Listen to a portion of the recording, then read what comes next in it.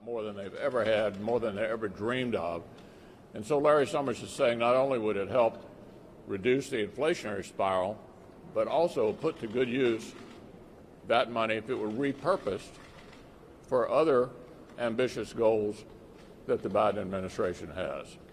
Just another bit of good advice from former Treasury Secretary Larry Summers to his good friends in the Biden administration. Well, and I thought we were making some pretty good progress on an infrastructure bill. There were good discussions occurring between Republican senators and the president. Friday clearly was a setback. My impression is that the staff at the White House isn't as inclined to make a deal perhaps as the president is. But, you know, we've got people who are working in good faith. Shelley Capito, John Brausser, Roy Blunt, others are involved with these efforts to try and get a deal on infrastructure that would be good for our economy and good for the country and could be a bipartisan agreement. But at the moment, they don't seem to be interested in that. I hope that that changes. You know, they're talking about doing this on a short timeline. Well, if you look at FAA reauthorization, highway, surface transportation bills, Water Resources Development Act bills, they've all taken over a year to get done. That doesn't mean that this needs to take a year, but I do think that our members are sitting down in good faith trying to come to a conclusion along the lines of what the leader suggested, and that is that take some of these funds that could be repurposed and put to a good use. On another matter, with the vaccination levels being up, lots of people are getting back outside, lots of cookouts as we head into the summer season, lots of meat, a lot of beef being consumed in this country.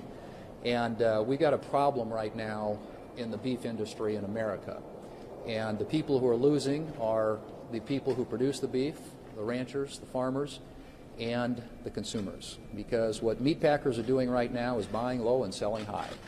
And there is a huge discrepancy between what a producer makes when he sells his animal and what the packer is getting as a return. There are a lot of ranchers across this country, cattle producers, who are really struggling.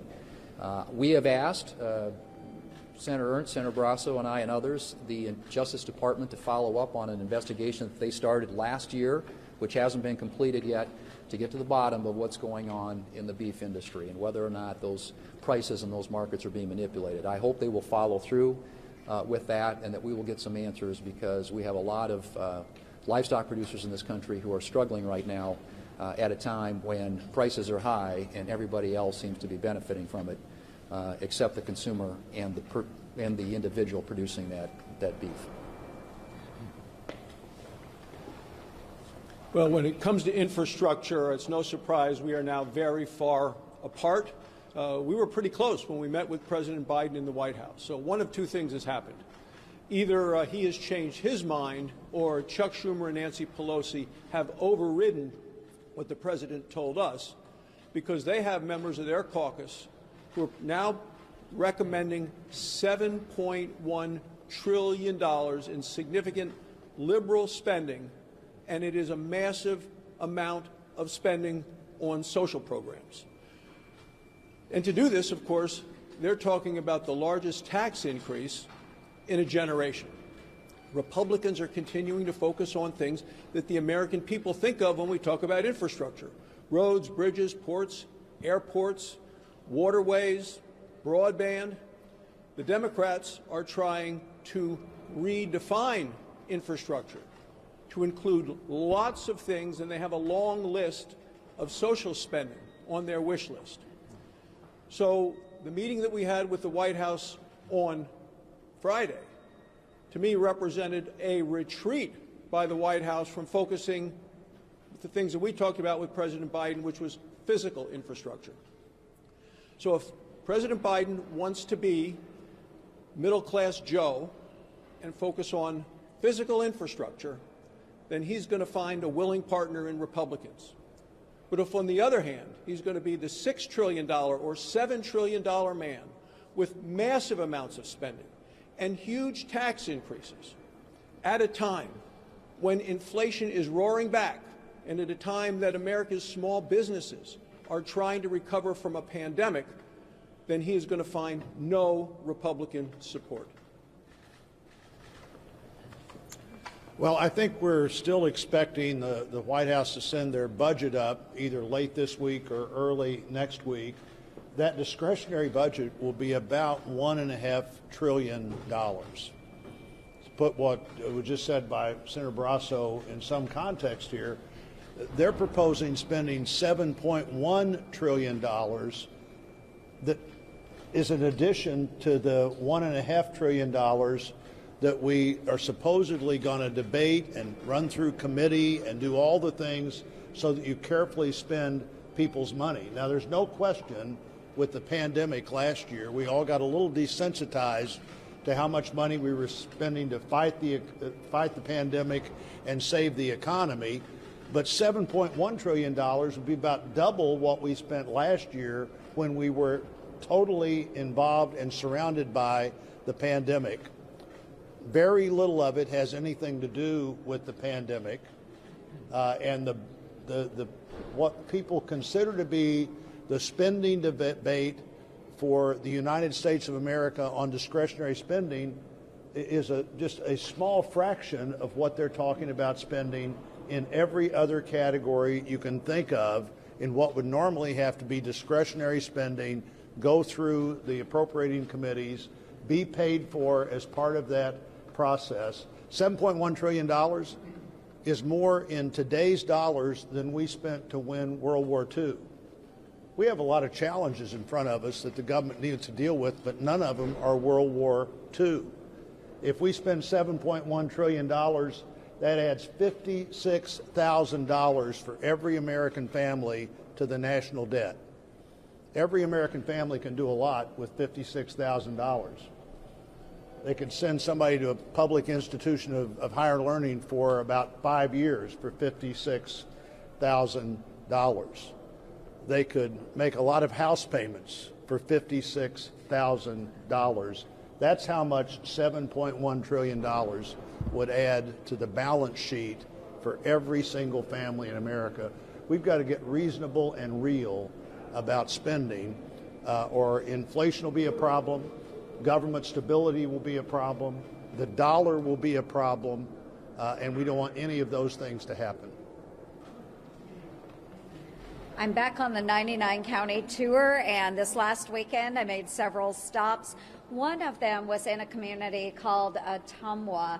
And in Ottumwa, I heard from a number of small business owners that were very concerned about getting people back to work. They cannot find the help that they need. So the president continues to say it's not the enhanced unemployment benefits keeping people home.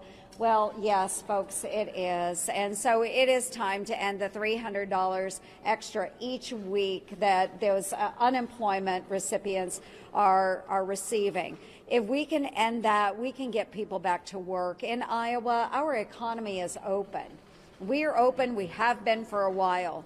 The problem is we have so many small businesses that simply can't get up and go because they don't have the employees. So again, heard from small business owners in Ottumwa, Iowa.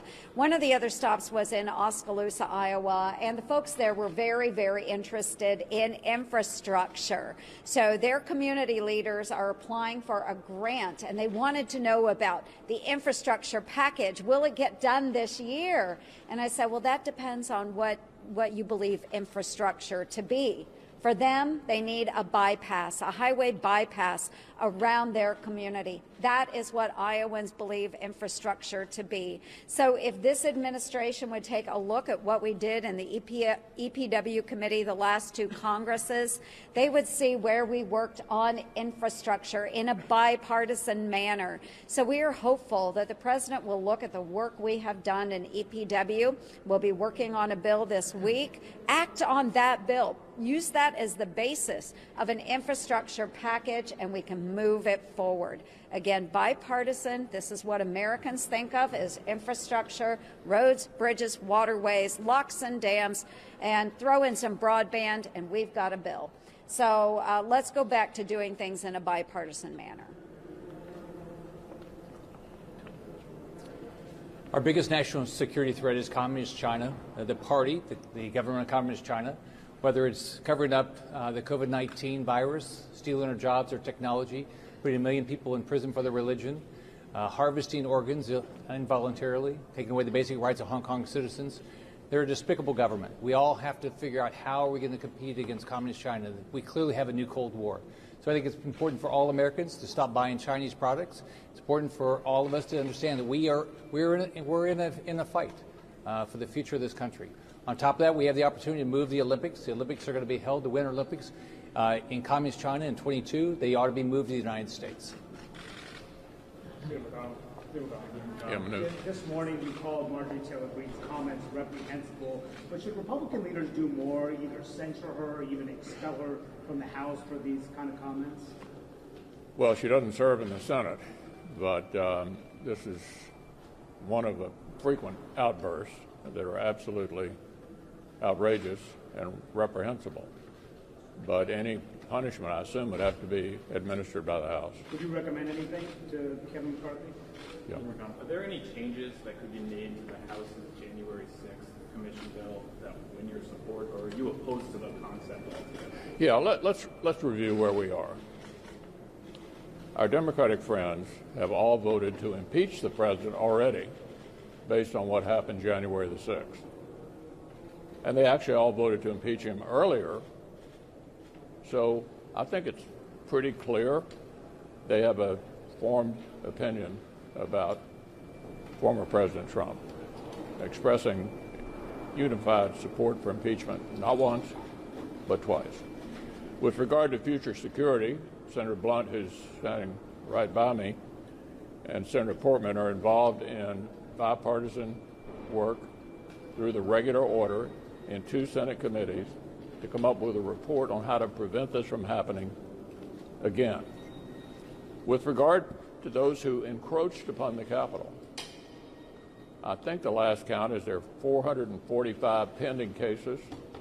It's a top priority for the new Attorney General. They're pursuing all of those people vigorously, and bringing them to justice. So what would an additional report be about?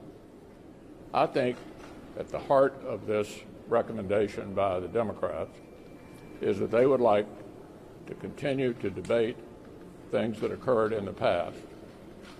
They'd like to continue to litigate the former president into the future. We think the American people going forward and in the fall of 22 ought to focus on what this administration is doing to the country and what the clear choice is that we have made to oppose most of these initiatives. So I think this is a purely political exercise that adds nothing to the sum total of information. It doesn't allow anyone to get away with anything. All of these aspects of it are being dealt with in one way or another already. So no changes. A number of your senators, including yourself, are proposing resolutions to condemn anti-Semitism.